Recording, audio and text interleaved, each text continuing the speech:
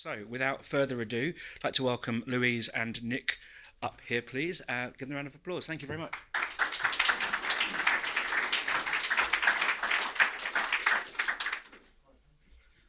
Bullshit, that's what the word is. Strong start. For anybody that was here last time, I promise not to come next time. So thanks ever so much for having us here today. I'm going to try and move out of the way of that very shiny light. Basically, we've heard quite a few things already about, the various different challenges, which for anybody that's been actually engaging with this, you all have found, I'm sure, that those challenges just keep going up exponentially, sort of almost day by day, to be honest, at the minute. Clicker, should have picked it up. So, Acacia Avenue and Savanta worked together on quite a few things, and this basically came out of some work that we were doing on the migration of a tracker, amongst other things. And the kind of requirement for being forensic, I guess, is one of the things that I think I would ask people to go away from today thinking about, because whilst there are multiple different sort of solutions that you can buy, that you can use, that you can intertwine, or all the rest of it, yeah. Ultimately, whether it be bots, individual respondents, collective survey farms, or what have you, yeah. To every sort of move we make, they make moves quite quickly following it. So this is something that is about continuous improvement, and it isn't a journey that has an end point, to be honest with you. So what is the problem? We've heard a lot about this already. I'm not really going to sort of dwell on it too much, but you've got the obvious things like flatliners, bots, yeah. What's missing, yeah?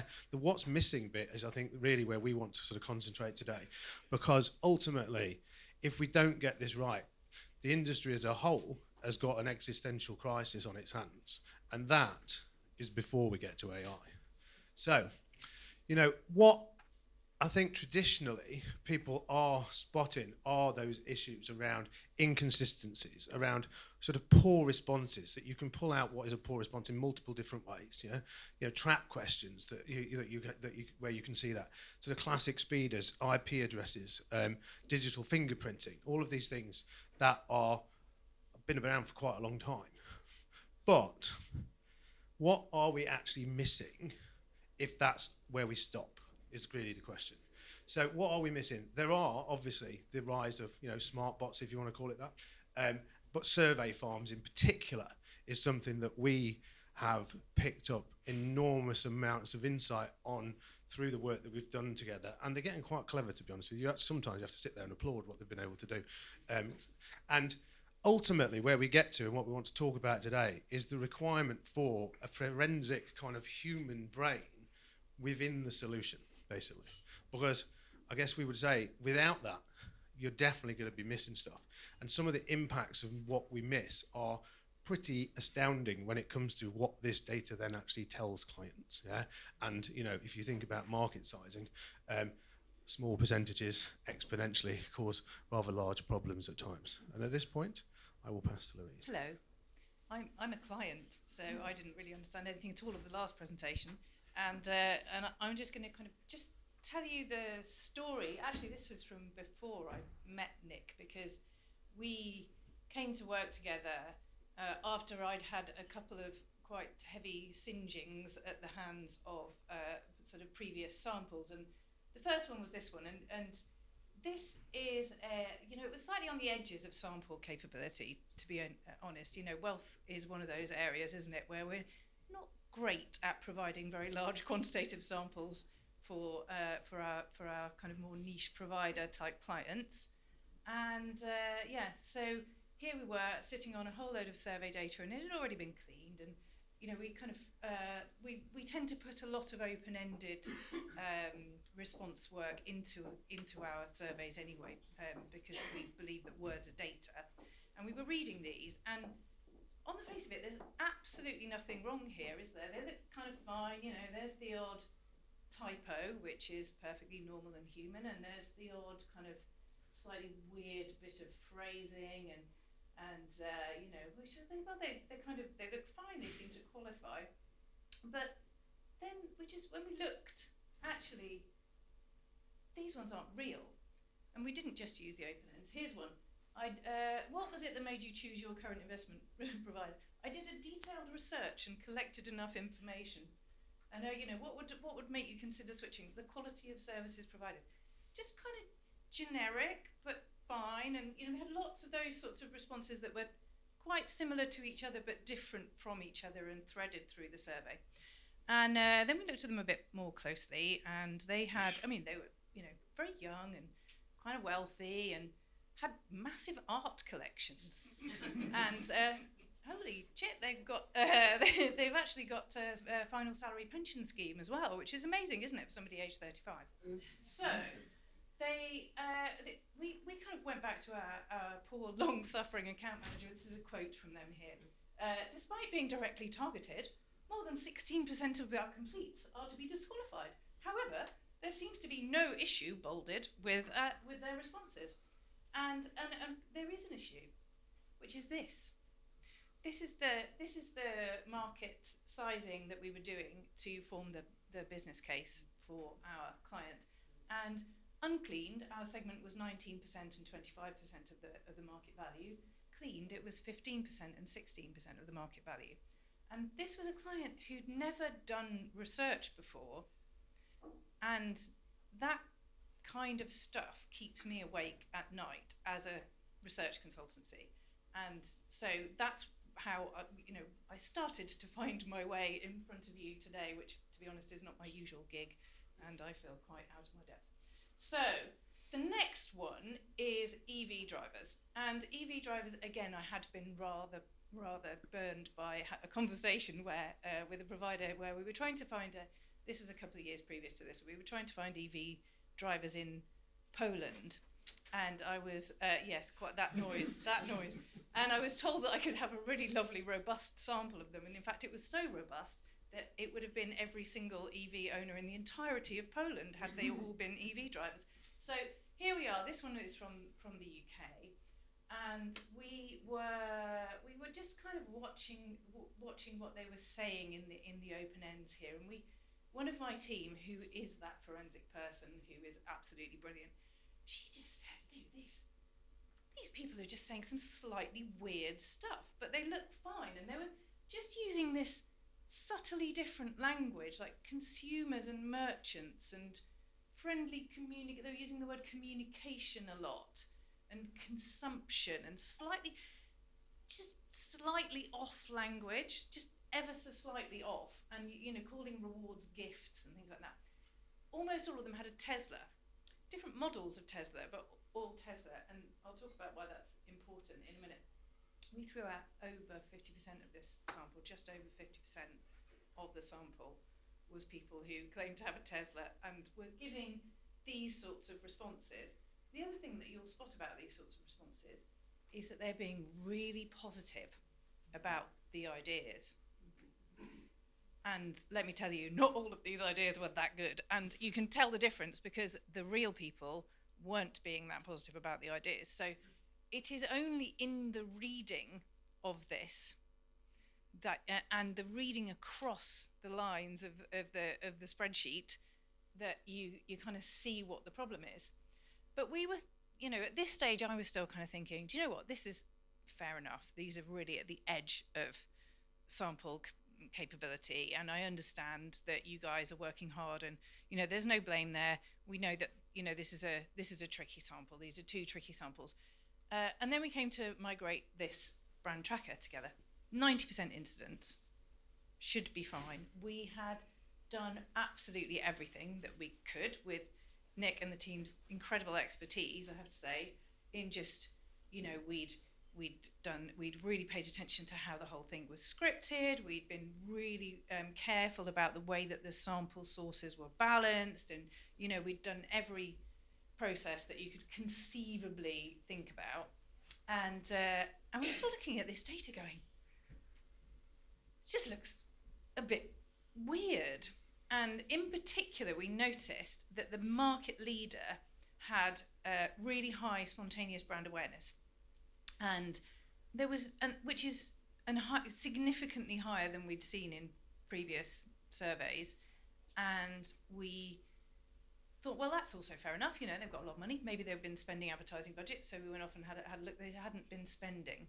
And it wasn't seasonally. It wasn't the time of year where you would expect the market leader to be sort of lifted in terms of and also none of the other brands that were like that were higher. So, well, that's weird. And then we thought, hang on a minute, this kind of reminds us of the Tesla thing. And we flagged this to you, didn't we? And you went off and did a fantastic job of sleuthing about it and found a survey farm. And we ended up throwing, beyond normal QC, an additional 8% of research participants out of a really 90% incident sample. And guess what? The numbers looked absolutely fine after that. So that's how we met. And I think, obviously, not every research agency is as into data as words as Acacia Avenue is into that kind of a thing. And not every research participant can be expected to give incredibly high quality, open-ended responses. It's not that. That's not what I'm saying. I'm saying that we just need to be cleverer because these people are actually trying really hard. And actually that's one of the ways that you can spot them is they're almost trying too hard. So what we've done is just kind of pull out what we tend to look for as a client at this kind of end of the business, what kind of nonsense we're looking for. And they fall into two broad categories of saying something a bit weird and being too positive. So we're looking for odd phrasings, odd spellings, sometimes American spellings in UK or, wrong language stuff, harder to spot in overseas samples, obviously. Repeated language, but not literally repeated, which is what makes it so hard to spot and so plausible. The mainstream only brands in the open ends, that's definitely a thing. Slightly out of category brands in the open ends. Being nice about stimulus and in a sort of slightly generic way. Over positivity on scales, so it's kind of a different type of flatlining where they'll kind of be at the top end of all of the drop down menus, or they'll do a lot of clicking in multi-codes, particularly in the early stages of the survey. And there is obviously more risk when you are in the kind of higher paid samples. And I'm going to hand back to Nick because at this point this is absolutely the limit of my understanding. I can hear the cry coming out of somewhere. Maybe Jerome it'll come from. This is all lovely, but how the hell would you do that if you've got lots and lots of surveys happening all the time? You're doing things at scale, like, for example, something we did recently in 30 markets with 1,000 or 2,000 per market. That's a lot of verbatims. Number one, yes, that is quite a lot of work, yeah? But what that means is you go, how do I actually do that? Not, it's hard, fuck it, I won't bother, yeah? Because what you see there is what the impact of that is in terms of what is then going to clients, the decisions they make. And if they make the wrong decisions, ultimately, it definitely reflects on our capabilities in industry to have value for those clients to make the right decisions. Yeah? And so what we've been doing in sort of working with Louise and her team is trying to then industrialize these insights, yeah, as it were, within our more automated data checking, basically. So you essentially are doing some of it, pull out samples, for example, and run that kind of work, and then essentially industrialize it into the whole data set, yeah, in a way that you can actually start to achieve that level of data checking at a much greater scale and with a pace that's appropriate. Yeah? Now, that is a continuous exercise that we'll just need to keep on evolving that. So one of the things that's happening basically is that we are seeing, whereas before you'd see things like flatlining that went across the survey, yeah? You've got to do all of that kind of analysis within specific sections of surveys, yeah, independently as well as across the whole piece, yeah? And those singular sort of routes to identifying sort of fraudulent respondents, yeah, are nowhere near good enough. You've got to be looking at multiple different ways coordinated in order to actually get to a data set that really is reflective of what you set out to actually survey. So in terms of what to do about it, I think that biggest thing is this is about continuous improvement. If you ever think you've finished, then you should probably retire. You know, we are looking at some of these things are really obvious, yeah, but multiple sort of response traps, yeah, that are often sort of connected to each other basically as well, yeah. So inconsistencies is a big thing, and again, inconsistencies across and within sort of sections. That sort of flagging the sort of overuse of positivity, yeah. I mean, it's that in combination with something else, which is usually going to start to flag these sort of fraudulent respondents, yeah. Another one, what we're seeing is over-clicking on multi-code responses, yeah. So you're getting far more clicks from fraudulent responses as you're getting from sort of genuine ones, yeah. And how can we then essentially be continually looking to feed this stuff back into the sort of more automated end of what we do, in particular sort of our overall sample management approaches, yeah. So what we're doing is taking that into, I mean, Savanta has a couple of relatively small, to be honest with you, panels that it runs, but we can do this in combination and partnership with some of our other data partners, where you can start to feed some of this stuff back and look at, you know, can you then sort of link it to that digital fingerprinting? So you can't tell it from the start, yeah, but if you look at it across a multiple set of samples, you start to see patterns in where some of your fraudulent responses are. You can look at that through the sign-ups to the panels as well. We actually recently took a rather large meat cleaver to one of our panels, basically, because what we actually found was that we'd identified a time period of 2 weeks where actually we've been hit by one of these things, and they've got loads of people actually into the panel, yeah. So we went through all of this. We then kicked them all out, basically. Bit of a pain in the arse that you paid for a load of stuff that basically is no use to you, but it's a hell of a lot better use to you if it's not there than if you leave it in, because this causes problems all over the place. My view is that there aren't enough people looking at it, but there are still enough people looking at it if you're selling data that you'll have problems, yeah? And people do tend to get a bit annoyed when they find these things, rightly so, yeah? So another thing is that looking at how you manage those samples, yeah, not in the classic way of, you know, what percentage was on SINT or what was on dynata, yeah? You've got to be going to the sub-panel data sources, basically, because what you find is that the problems are often in the sub-panel sources, not just at the top line level, so you'll miss stuff if you just look there. These are examples rather than a plan. One's from McKinsey. There's a lovely reference because I'm a researcher. The other one is actually Savanta's sort of new framework that we've just developed internally, basically, which, as you'll see, has got a manual verification stage in it. That's actually a loop, ultimately. I firmly believe that everybody needs to have some kind of framework guiding their data quality, and that they have to almost QC their QC process, because this will bite you on the arse, yeah? Really, it will. Ultimately, I like that. This spreadsheet of yours doesn't appear to make any sense. Yeah, it's bollocks, innit? For anyone that can't read. That is ultimately the thing we need to avoid, yeah? Because that will literally cut the value that we deliver from our clients, and essentially then cut the revenue that goes into our businesses, yeah? Because if the data can't be trusted, ultimately you've got absolutely nothing. And then AI turns up. So apart from that one reference, the smart bots, all of that, yeah, really is in a world that is not yet supercharged by what AI is also going to do. So it's about to get a whole lot fucking harder again, yeah? And, you know, we've got a very clear perspective here that it's the rise of the humans that can actually harness the power that's in the machines to essentially fight back against this as well. So it's about turning this into a sort of human into the tech, then through the use of things like AI in the future that we're going to need to do to combat this, yeah, and not just see it as a threat. For anyone that likes Terminator. Thank you very much for listening to my sort of pseudo rant. Thank you, Louise, for doing this with me. Welcome.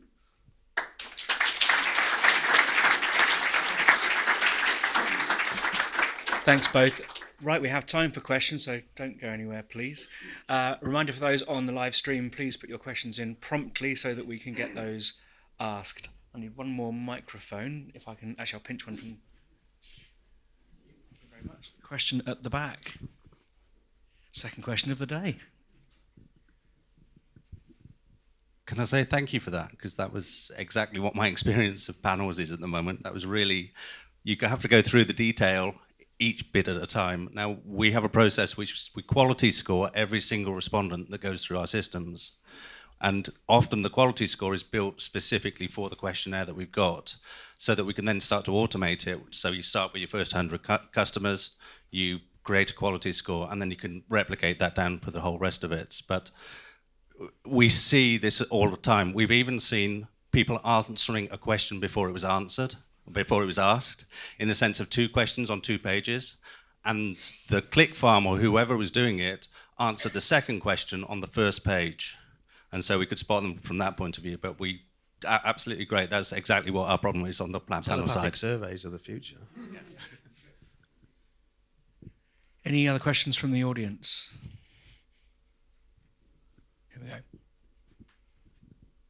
Hi, thanks for explaining your process. What I was trying to get at in the numbers you were presenting on your survey, so as the example, the tracker, you said I think you had a 1980 odd sample that you got rid of 480 odd people you got rid of. Did you then replace those 480 odd with more people from the same? I mean, is your process to replace them where you started? So of that 480, you'll get another 50 that will be wrong, and then you work on that 50. Just trying to understand that part of the process. That's exactly what we do. We try, we're looking as we go through the fieldwork process, because especially with tracking, right, it's a point in time, and it has to be at that point in time, and it's all set fire to, and it's super embarrassing. None of these clients have got any idea instantly. I hope they're not watching, but I don't think they'll recognise themselves. So, this is something that we're doing live with Savanta or whoever else we're working with, as we're almost in batches as we go through, because otherwise it's too late. I mean, some things it's not too late and you can go back and get more, but tracking isn't like that. You need to be at a point in time. Yeah, I totally agree. I mean, that's what we've got across all of the work that we're doing, basically. And the honest answer to that question really is it depends, and it depends where you are in your project and how much time you've got to do it. Because if you experience a massive problem at the end, then you won't be able to replace as much of it probably as you would be at the beginning. But big piece of advice, I think, as Louise is just saying now, is definitely don't wait till the end to start, because then you can have the biggest problem that you possibly could get. Yeah. So it's got to be a kind of continual evolutionary process through fieldwork, basically, in order to mitigate the potential impacts to your project timelines and deliveries. You've got to set it up in the survey. I mean, if I give you one piece of advice, it would be to put an open end at the beginning of the survey that requires some sort of, nous to answer, because that's where we go first. I know that won't be suitable for absolutely every type of sample, but you just need, you can also obviously set up, my favourite example being we did a survey where we were looking for people who were into World of Warcraft, and it turned out that 30% of them were also keen knitters. So it's you've got to set that kind of stuff up in your. I'm not saying maybe they were, but 30% seemed to be high. So you've got to set it up from the outset with this in mind these days, unfortunately. And that actually is one of the things that we've taken out of it with working with Louise, and that we've not on everything, but almost universally, we have open-ended questions right in essentially the upfront screening component of a lot of surveys, so that you can actually sometimes be able to throw out quite a lot before it's really got in, which helps. And I'm going to pass this to you, Ray, because you had your hand up. Thanks. So when you identify, if you take the World of Warcraft and knitters, you're going to have some false negatives. 5 or 6 of the 30% might be real people, 5 or 6 people, not 5 or 6% even.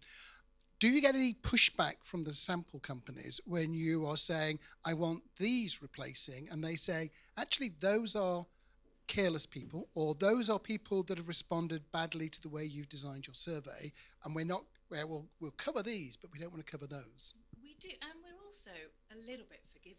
Yeah, I mean, we're all human, and we try to write interesting, short surveys, and most of the time we do get positive comments, at least a smattering of them at the end of the survey. but you know, some of them you can understand that they've lost the will to live, or you know, they've just been a bit careless, which is why you're looking, I think you said it well, you're looking at a kind of like a tipping point almost of dodginess. That's not a very technical term, is it? But I think that we can systematize that. Hopefully we can kind of, if there are enough little flags go up, that you know, we've got to allow people to slip up and press the wrong button, and to say, oh sorry, you know, we do see those, don't we? And oh sorry, I pressed the wrong button in your open ends, and that's fine. It's more the more nefarious end of things, where people are actually in it, and obviously in it more than, you know, more than twice as well. You know, we're talking tens of people threaded through the data set with similar responses often, but subtly different. We have a question at the back here. I've got a couple of little ones. The first one was one of my pet hates with like impressions questions is when people give answers like good, great, excellent. Would you say those sorts of answers represent potential farm answers, or more likely just flagging engagement towards the end of a survey? That is, I'm so glad you asked that, because I feel the same way, and I think it's a bit on the edge of the two, isn't it? You have to be able to look. It is boredom and lack of engagement, but of a more traditional type, I would say. And I think we have to take some responsibility for that as survey authors, you know, and I think we have to be, that's not enough on its own to predict somebody being a poor participant in our. I think that's exactly the point, which is you can't look at anything singularly in order to actually either keep someone in or throw them out. It might also just be great. Yeah. The other little one I had was with the mentions of AI and how it could potentially be a threat in this respect. Is it possible to use AI to like run through? Let's say you've got like the 20,000 pieces of verbatim, to just run through them, and is AI at this point good enough to actually just tell it find suspicious According to answers? our hack week that we did last week with our tech team in Cambridge, definitely yes. That's actually literally something that we are building right now.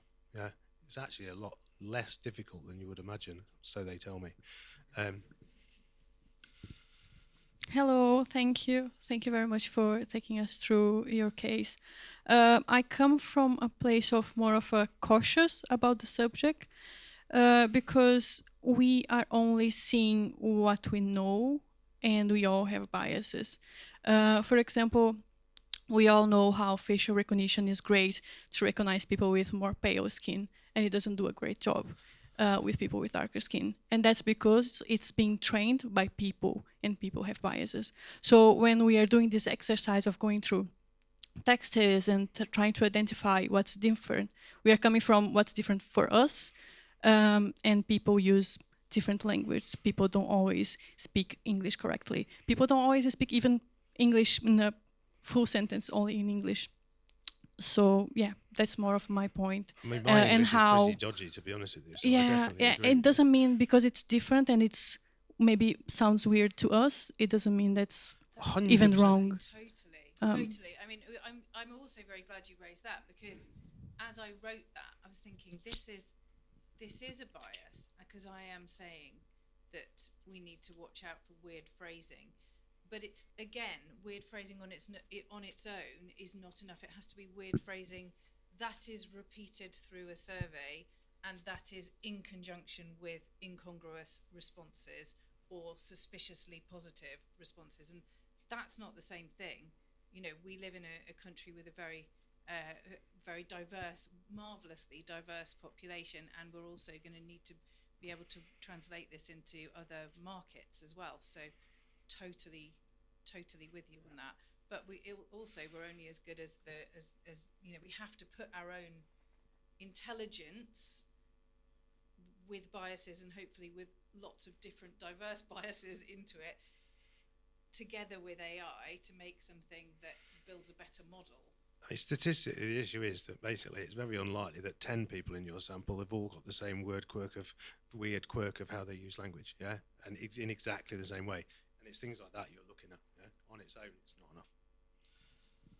Jerome. Yeah, at poker, sometimes you pay to find if somebody's bluffing. And is it worth detecting them and telling them that you've detected them because they're going to get better at it? That's what we did when we chucked people out the panel, actually. But if you do that in an automated way, they're going to find out that they're detected and they're going to get better. Is it worth not telling them and then removing them from the data? But so what we've done actually is give away trade secrets or whatever. I don't know really, but I'm happy to. We're doing essentially like a split test on what the impact is of doing different responses to different things, basically. Yeah, so it's hardly completely scientific, but we're looking at whether or not we can sort of do different things that yield a better or worse response, basically, because we can do them in different panels and stuff like that. Basically, it's basically bloody hard work, and it's going to continue to be so. Yeah. I just don't understand why they bother though in survey farms. The incentives that are paid really ain't that big.